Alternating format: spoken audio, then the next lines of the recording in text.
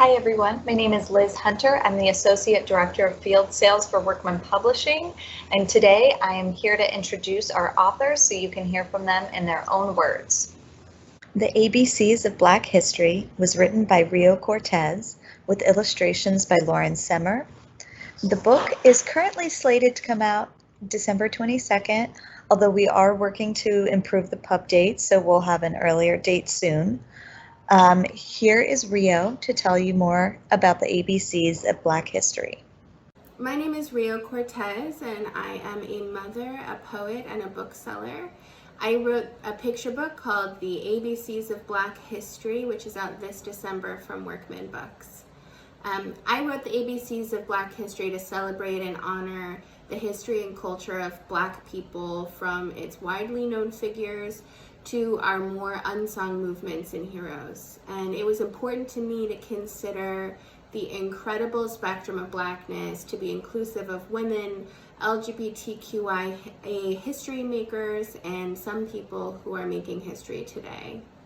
When I was growing up, there were very few resources for me to learn about my history, and I was so inspired by what I did learn in the classroom and from my parents about people like Martin Luther King and Rosa Parks and their work in the civil rights movement that I took it upon myself to learn more and go to our elementary school library in Salt Lake City, Utah. And as an adult, as I've continued to grow and learn about Black history, I think about how valuable it might have been for me to have that knowing as a young child and for those seeds to be planted.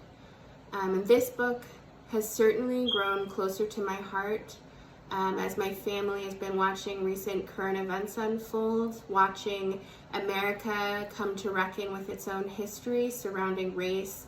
And we've been searching even more, I think, for some context about what has brought us here and a context that I can share with my young daughter.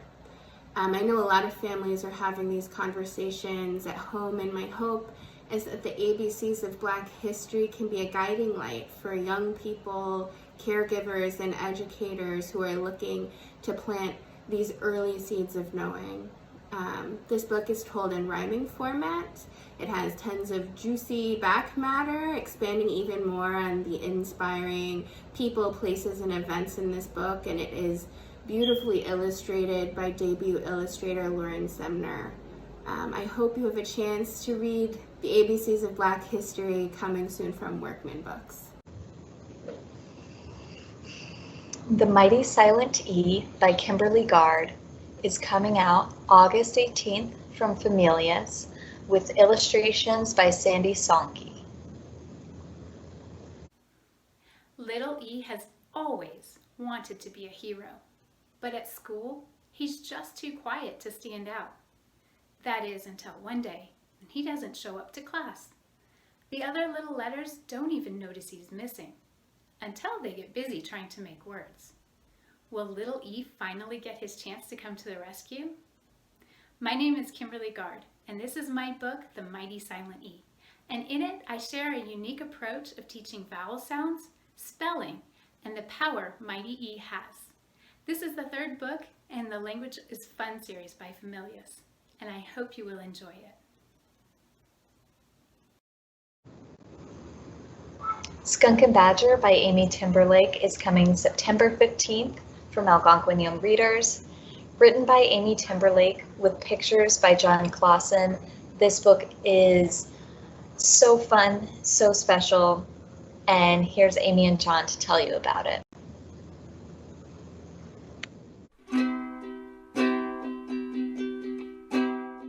I was thinking about Winnie the Pooh, and as I was thinking about Winnie the Pooh, I thought, well, what would it be like if I wrote a Winnie the Pooh, but not Winnie the Pooh, but through me, because what kind of story would I write if I wrote sort of an episodic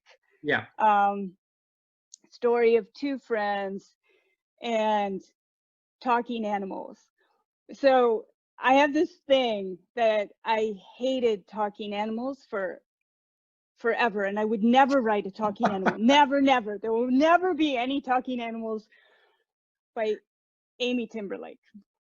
And then, of course, the truth is that more than anything, I wanted to write a talking animal book. Like, I think sometimes I think the things that you're really saying, that you really say you'll never do, there's something deep there that you actually sort of want to. And for me, like, Skunk and Badger are two parts of myself, very much parts of myself. So, you know, there's Skunk, who's playful and spontaneous and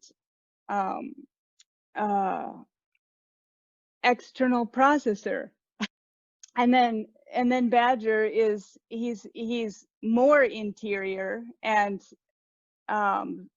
always trying to be focused on his work and never feels like he's successful at that. You know, I feel both of those things. Like I'd like to live Skunk's life all the time. Yet there's another part of me that's like, no, I have my important rock work. I'm going to focus. Today, I'm finally going to reach that level of focus that I've been striving for. Yeah, no, I think that was maybe part of it too, was my relation to Badger's need for like almost darkness and quiet, where he just wanted his cave.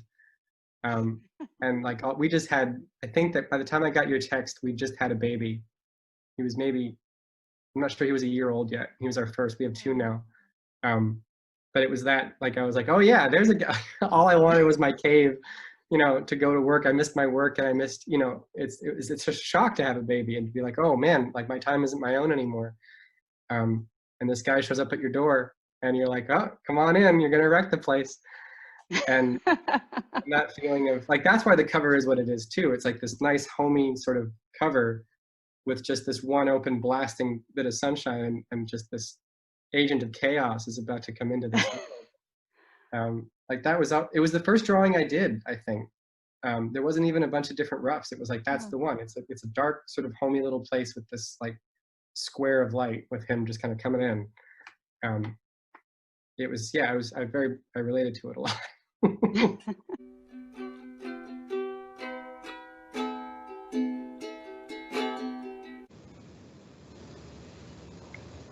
Furia by Shamile Saeed Mendez is one of my favorite books that I've read this year.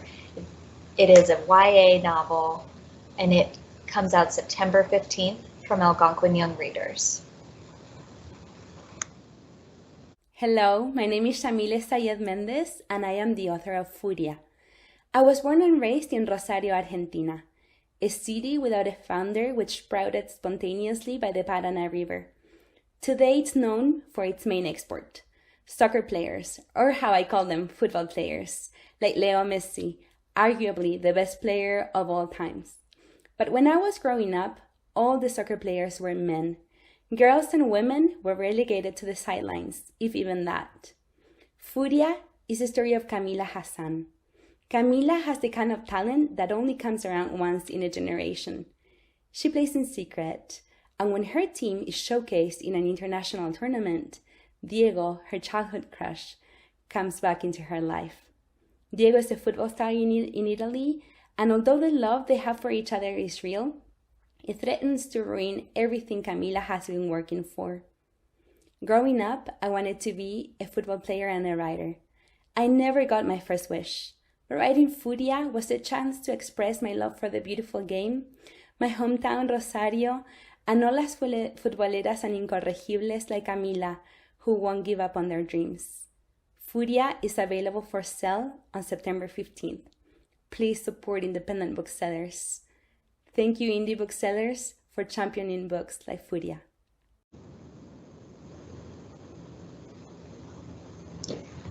The Scapegracers by Hannah Abigail Clark is the first in the new YA series from Erewhon Books. It publishes September 15th, 2020. Here's Hannah to tell you about their debut novel.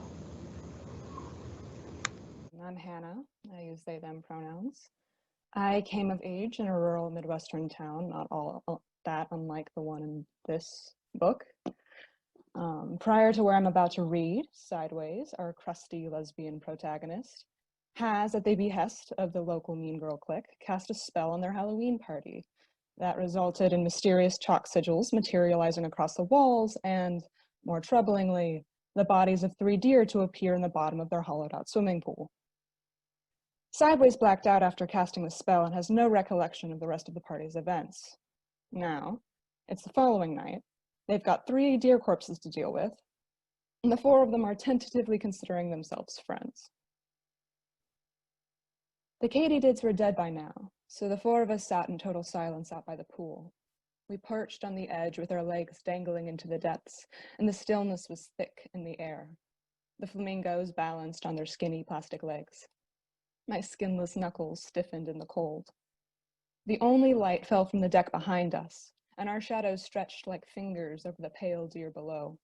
We didn't speak, as though breaking the silence might wake the darkness and solidify it into something that could grab our ankles and yank us off the ledge.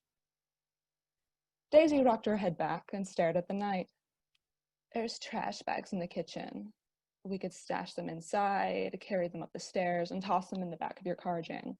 Leave them in the woods somewhere. I don't want them in my car, said Jane. I don't want them anywhere near anything that belongs to me. They'd be heavy, I said. I could lift them, but it wouldn't be clean. I imagined their stomachs bent around my neck, heaved fireman style over my shoulders with their hooves dangling near my hip bones. I wasn't sure what deadweight felt like. My insides felt hoar-frosted. I want to bury them, said Yates. She looked greenish out of the corner of my eye, the blood gone from her face. We can't just put them in trash bags and dump them somewhere. That feels wrong. Burying them is a lot harder than leaving them somewhere. They're just deer. It shouldn't matter, said Daisy. But it did matter. If Yates said it so, then it did. So it did. Sideways, said Jane. Her voice was hushed. Can I ask you something? Shoot. I ran my nails up and down my knees, tripped the rough edges over ingrown hairs, stung a little. Do you know how they died? The fawn's eyes reflected the porch light.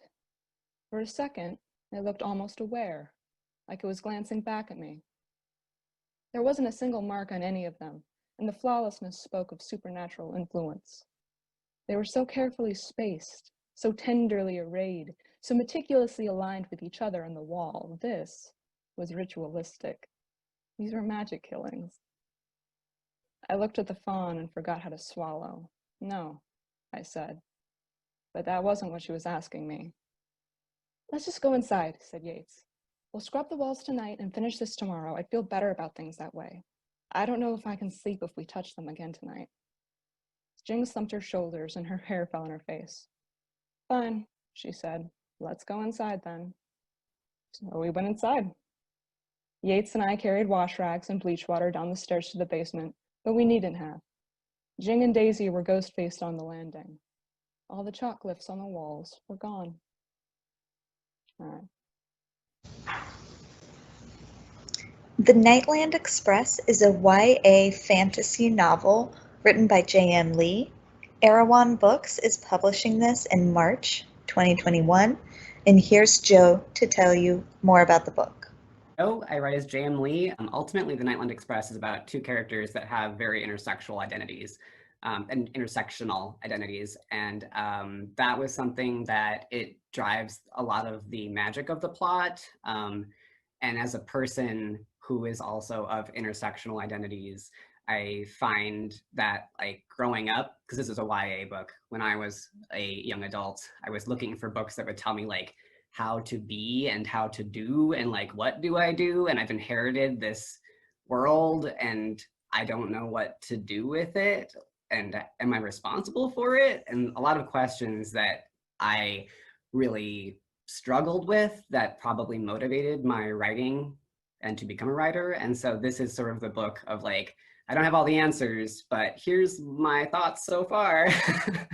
And I think that, like, if I could say, like, what is this, what do I hope people will get out of it? I hope that young adults who were like me or are like me at least find like some action items or like some advice or some hope or some thoughts that they maybe hadn't thought of. I guess that's sort of the overall impact that I'm going for here. The Rise of the Red Hand is coming out in January from Erewhon Books. This is a YA fantasy novel. Here's Olivia Chada to tell you more about it. Rise of the Red Hand takes place in about 100 years in the future in South Asia, where the world has been reorganized because of a nuclear catastrophe, actually war. And so the main character here that we're looking at is Ashiva, and she's a smuggler and a cyborg. For this book and the series, I'm thinking about, or I had to imagine, obviously the nuclear wars that could happen, but also just the effects of climate change. So I did a lot of research on climate change in 100 years and the sea level, and looked at maps and really thought about the air quality. I mean, it was really tedious and fun for me to think about that. All the science is there, and you just have to kind of compile it. But I also looked at the history of India. I did my PhD on, well, part of my PhD on the partition of India. So I used that as kind of like the understanding of culture and community and what would happen in another rush of people were escaping the coastal areas to the inland areas. And I based it in a place near Pune today, although all the cities are different in this. So I'm just really passionate about the environment. I think a lot of people are. We see it as a big, scary thing that a lot of people aren't taking seriously. And also the conversation around climate change tends to be around white affluent narratives, and when climate change is a very real problem in a lot of the world right now. You know, I'm in Colorado. There's, you know, I'm in high altitude. So it's different when you're kind of tucked away and protected. And I really wanted to think about what's happening in places that are really vulnerable, about overpopulation, about places that are already feeling the effects of these changes right now and dying from these things right now. And also, these two characters in the book are from opposite sides of the tracks, and they really kind of are having this discourse about their differences the whole time. And then they kind of see from each other's perspective. And I really hope that the readers can see that, because a lot of the discourse gets politicized and then it's ruined because it's not something to be discussed. It's something to just know. We should know we should take care of the planet. We should know we should take care of each other. So I'm really hopeful. I'm really hopeful about the teens today. I feel like they're so much smarter than I was, and they care so much more, and they're way more just aware. And so I'm really hoping that they just catch on this conversation and maybe think more globally about climate change, and also about their relationships with other people who are not like them. How to Astronaut by Terry Virts is coming out September 15th from Workman Publishing. And here's Terry to tell you all about it.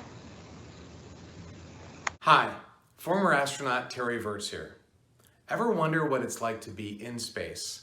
I break everything down for you in my new book, How to Astronaut. And I mean everything. How to Astronaut is a book about space travel. I've written it so that you'll have two reactions, to laugh and say wow. It's a collection of 51 short stories about all aspects of flying in space. Some of my stories are to be expected, like how to fly a T-38 supersonic jet, how to train for space shuttle emergencies, how NASA plans for space disasters, and learning to speak Russian. And some are unexpected, like how to film an IMAX movie in space, why you should never plan on wearing tighty-whities in space. And I even address the ever-popular question, has anyone ever had sex in space? And some are life-changing. Is there a God? Are there aliens? And how do space station astronauts time travel? This book is meant to be fun. You can pick it up in any chapter and read it in any order. After reading How to Astronaut, I can't promise that you'll be ready to be a rocket surgeon, but I am sure that you'll enjoy it and learn a few things along the way. Like, what do you do if you're stuck in space and your rocket engine won't light up to bring you back to Earth? Or how isolation in space is different than isolation in COVID down here on the planet. So enjoy How to Astronaut, no matter if you're at the beach, by the pool, or enjoying some work from home quarantine time. Give Me Liberty and Give Me a Drink by Jared Dieterle is coming out September 15th from Artisan Books. Here's Jared to tell you about his new book. Everyone has a hero. Mine are brewers and distillers, and not just because I like to have a good drink after work. My name is Jared Dieterle, and I'm the author of Give Me Liberty and Give Me a Drink, and I'm an alcohol policy expert and drinks writer, which means that I think I pretty much have the coolest job in America. I get to write and think about alcohol and get to enjoy a lot of good field research along the way. My book is all about the insane alcohol laws that keep us from having fun. Like in Boston, happy hour is illegal. In New Mexico, you can't have a $1 margarita. In Los Angeles won't even let you put beer too close to the cash register at gas stations. That's because we're still nursing a 100-year hangover after Prohibition, and a lot of the outdated and most ridiculous laws that we have in our books today have to do with alcohol and how we drink it. In fact, in every one of the 50 states, there's a really, really dumb law that really hurts brewers and distillers and inventors, and also raises the price of our favorite cocktails. Now, a lot of the laws we have around alcohol are good things. We don't want people to drunk drive or have alcohol abuse disorders, but do we really need to protect people from volunteering at wineries like California does, or banning booze sales on election day like Alaska? Probably not. So what can we do about it? I decided to write a book.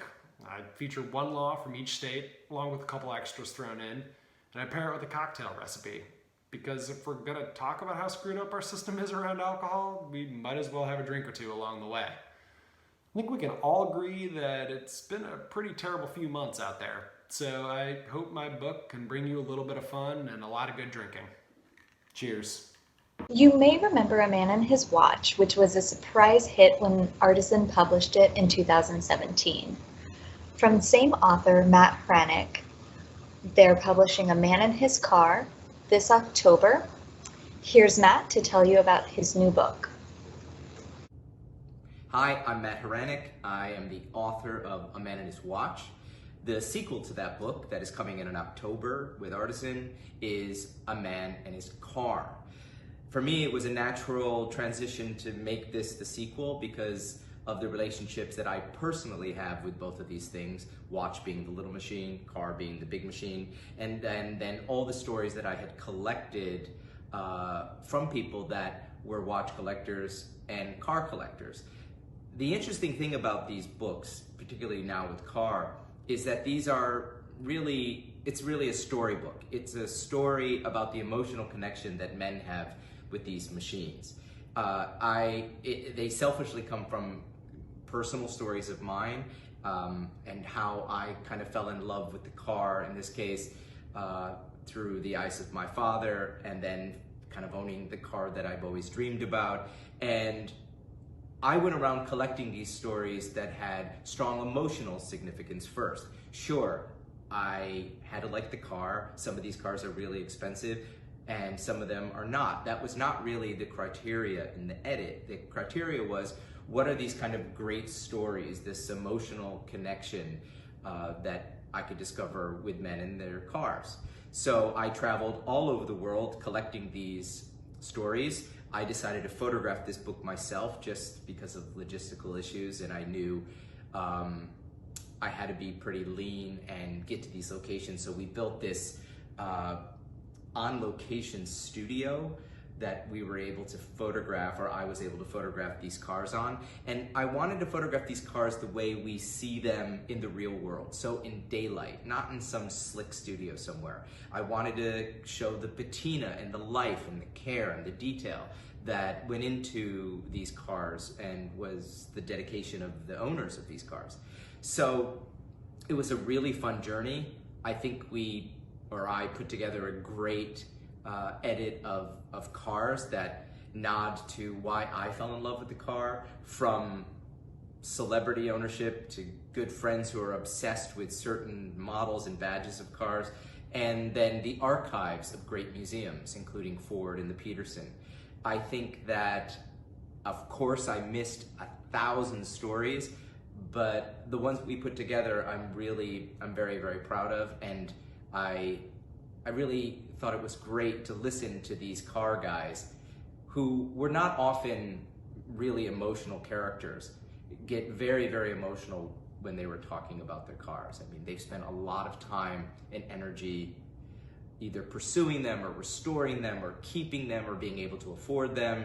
And the stories are really rich and inspiring. Man in His Car, out in October.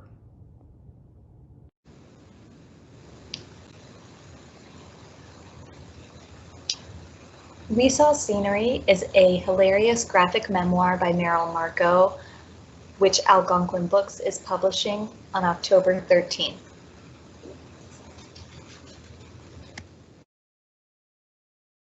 Hi, I'm Meryl Marco, the author of a new book, We Saw Scenery, which is not my first book, but is my first graphic novel.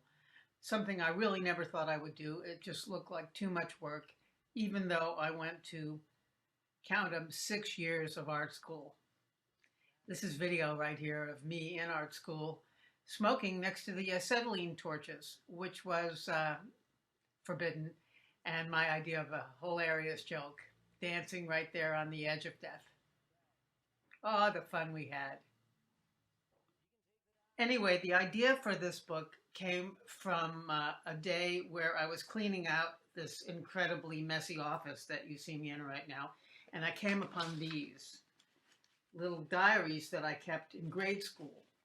One of the really important features of these diaries was that they had a lock and a key so that only I could see what was in them. And I started thinking to myself, what was it I was writing in these things? It was so important they had to be kept under lock and key. I'm not writing anything nearly that important these days. So I had this idea that I would sit down and read them. I started wondering, who was this person who had not really turned into me yet? Was she mainly my mother? Was she an imitation of my friends? What kind of advice would I have for her? Would I like her now? Would she remind me of me? What would I say to her if I had a chance to talk to her now? Would I have advice for her? Would she listen to me? Anyway, these are some of the ideas that I explored in this book, in which I found a lost world of the 60s as seen through the eyes of an adolescent girl. A world that was, oddly enough, more familiar than not. You know, we didn't have the phrase climate change, but we had the hole in the ozone layer. We didn't have Burning Man, but I went to the Ken Kesey acid test.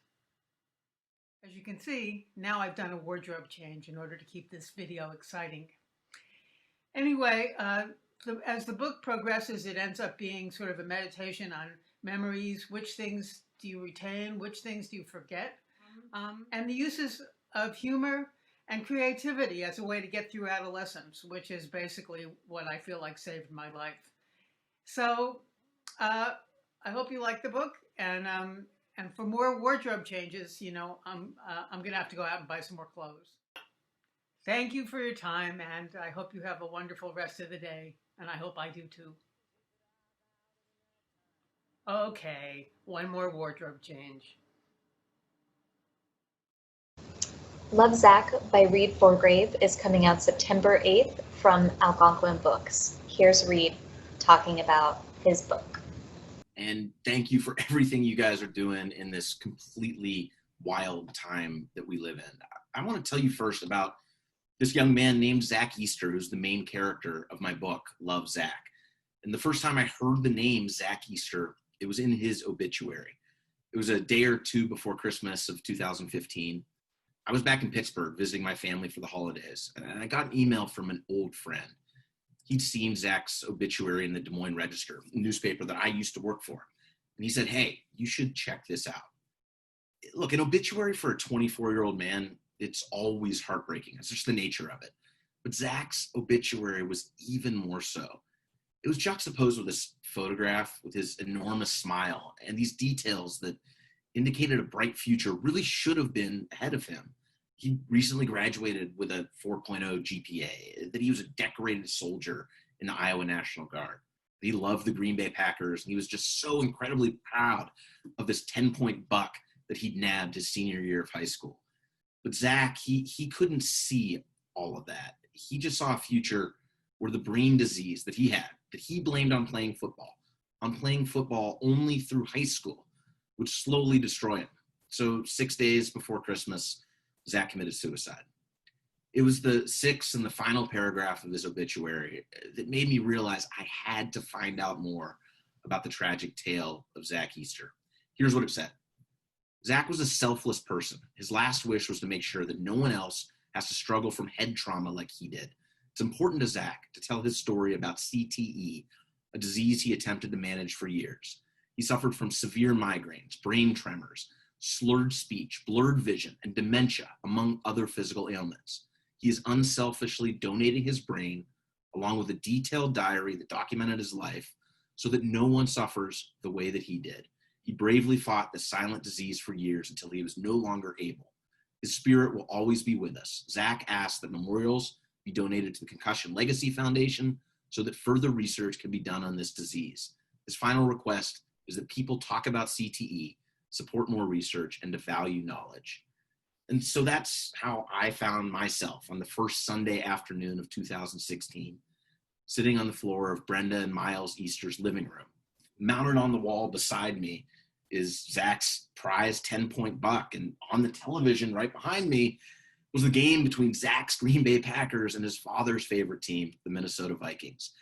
It had been less than 2 weeks since their son had taken his father's 20-gauge shotgun and shot himself in the chest. The Easters live in the timber and cornfields outside the small town of Indianola, Iowa, and their family history is fascinating. The family history here in this part of the country dates back to before the Civil War, and their version of what manhood should look like stems from generations of living off this land. And this traditional version of masculinity became quickly apparent when, as I spent hours speaking with Zach's parents and his brothers and his girlfriend about how his decade of playing football recklessly, and from 3rd grade through high school, it led to so many concussions and eventually led to his demise. And this whole time, all the men in the room, myself included, kept sneaking glances at the NFL game on television behind us. And let's be honest, kept looking on our cell phones about checking our fantasy football scores. I've spent much of my career examining human suffering. I believe there's great meaning about the human condition that can be derived from the lessons we learn from tragedy. I'm comfortable steering into that pain. But from that first afternoon when I met this Easter family, I could tell there was something different, something special, something vital about Zach's story. The first part was that Zach left behind these reams of journals that documented his decline, and the family gave those journals to me.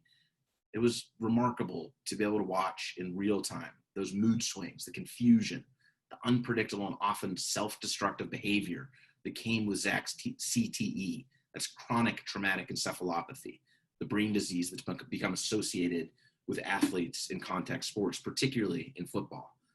But look, beyond Zach's personal tragedy, what makes his story a vital tale about today's America is what he represents.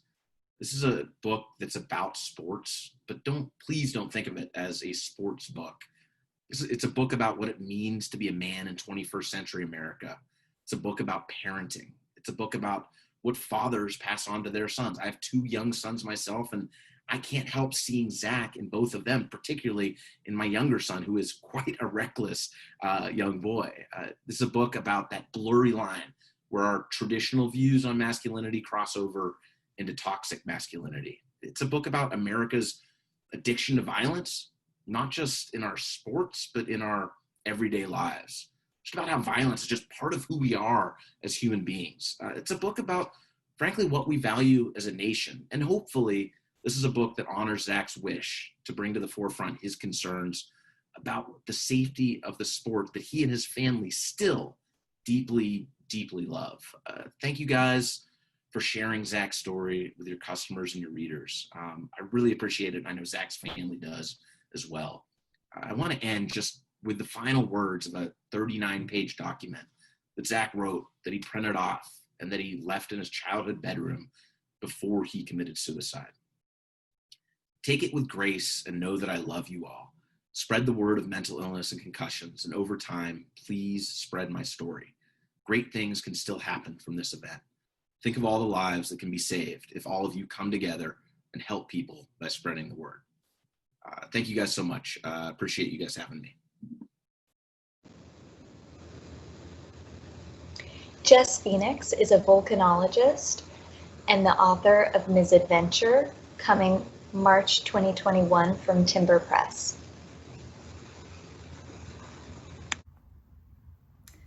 When I was a kid, I wanted to be an astronaut, a superhero, the president, an NFL player, and a veterinarian. Now that I'm an adult, I get to unlock the secrets of the universe, sometimes chase down narco traffickers, and I get to work on actively erupting volcanoes.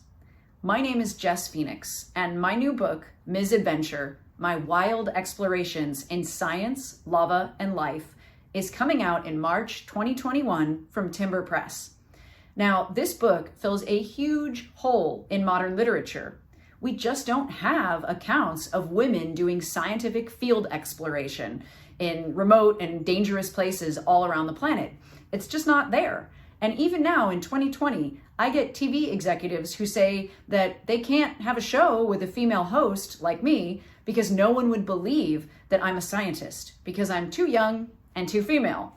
So I got news for them. Well, actually, tons of people all over the world, just like me, are doing really amazing scientific research. Now back to the narco traffickers.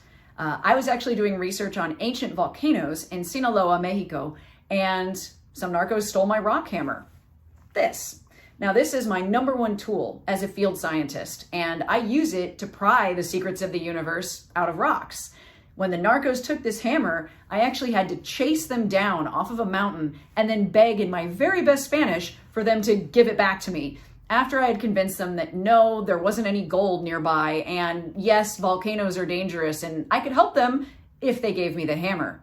That story and tons of other nail-biting and beautiful, wondrous tales are in my book, Misadventure, which is coming out very soon. So thank you so much, and I hope you give it a read. How to Argue with a Racist by Adam Rutherford came out earlier in August from the Experiment Publishing. Hello, my name is Adam Rutherford and I am a geneticist and writer, and I'm the author of my latest book, How to Argue with a Racist. Now, I felt compelled to write this book because conversations about race, about racism, about scientific racism seem to be becoming more and more present in our public lives.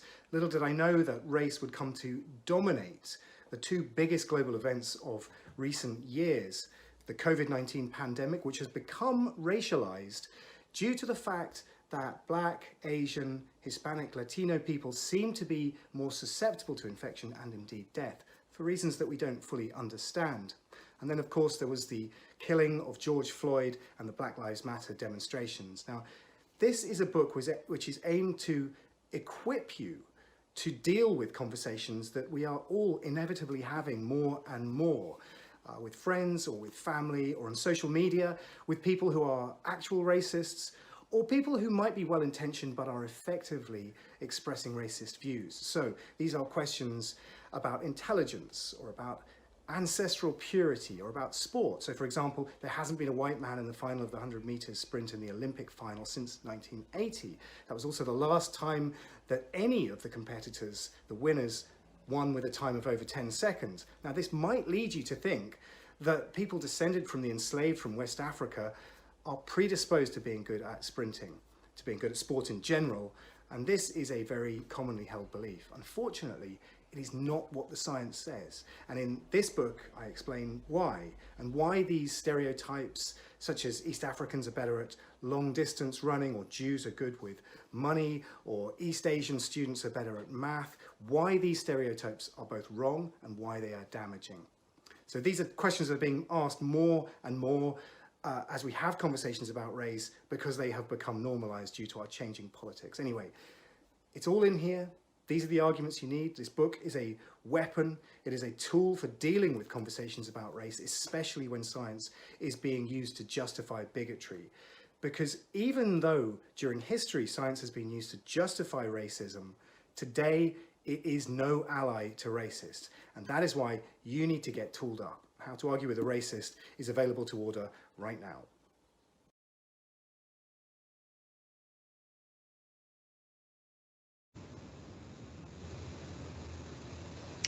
Wake Up Grateful by Christy Nelson is coming out November 24th from Story Publishing.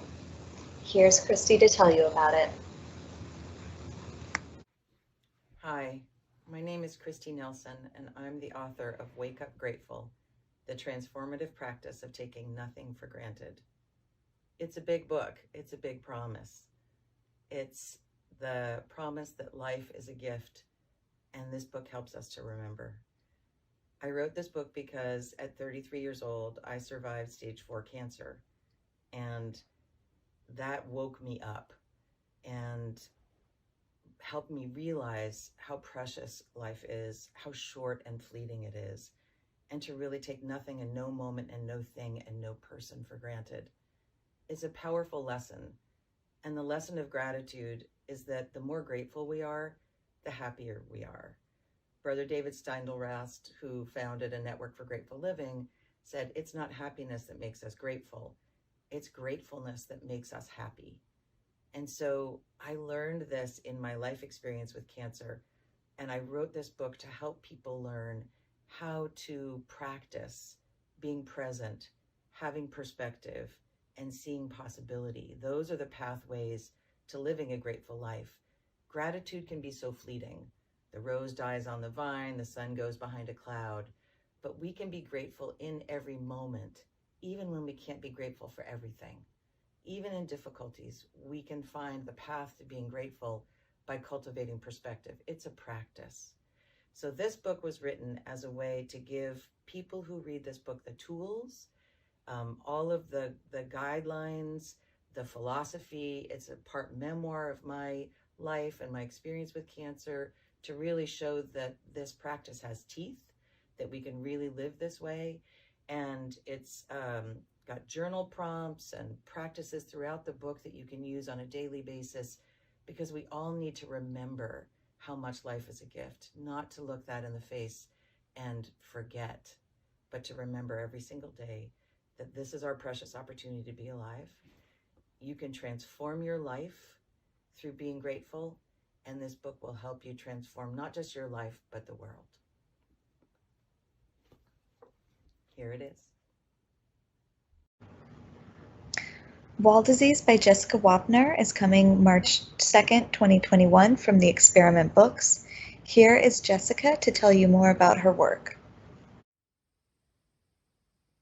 Falani Khatun was 15 years old when she was shot in the chest while trying to climb the fence separating Bangladesh from India. She was on her way to be married. Instead, she died begging for water straddled between two countries. More than 75 border walls now line the globe. Some are made of concrete, some are tangled knots of barbed wire and concertina wire. Some are built to keep out drugs and weapons. Others are made to keep out immigrants seeking refuge from violence and depredation in their home countries. There is little evidence that any border wall in the world accomplishes its stated goal. There is a mounting evidence that they harm the mental health of those living within their shadows. Wall disease was first diagnosed in East Germany. A psychologist at the time noticed strange issues arising among his patients and realized that the Berlin Wall itself was triggering them. I wondered if border walls today were causing similar problems. It turns out that a growing body of evidence is showing just that. In Northern Ireland, people living near the peace lines, the separation barriers built during the Troubles, have higher rates of depression and anxiety than people living further away.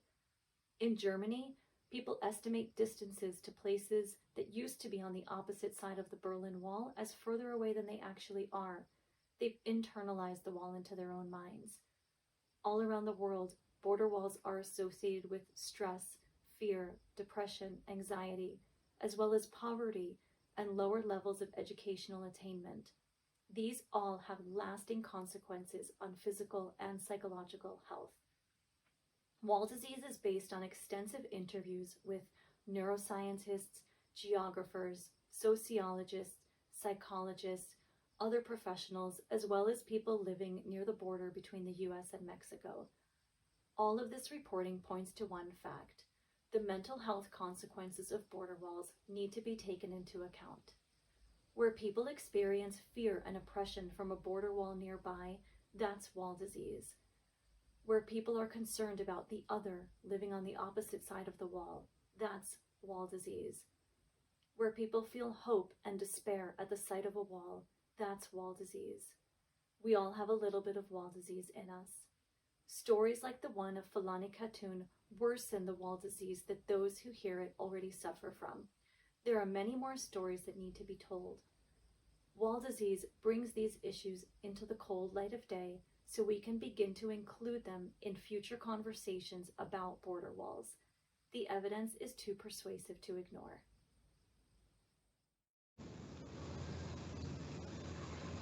Baking at the 20th Century Cafe is shaping up to be one of Artisan's biggest books this fall. It's coming out October 13th, and here is author Michelle Polzin talking about the book. So I didn't necessarily pick the recipes that I thought would be the easiest for the home cook. That's kind of not really what this book is about, but it's about, the recipes in this book are very most of them are made by hand. So you don't need a lot of ridiculous fancy equipment to make it work. Like I'm saying, you can have a super fancy rolling pin or you can have a wine bottle. It's fine. It's you can have a fancy Cuisinart, or you can just chop it a whole bunch with a knife. I don't have we don't do laminated doughs on a giant sheeter. I thought I chose the recipes that I thought represented the work that was the best here and all the things that I thought people would really, really like to do at home.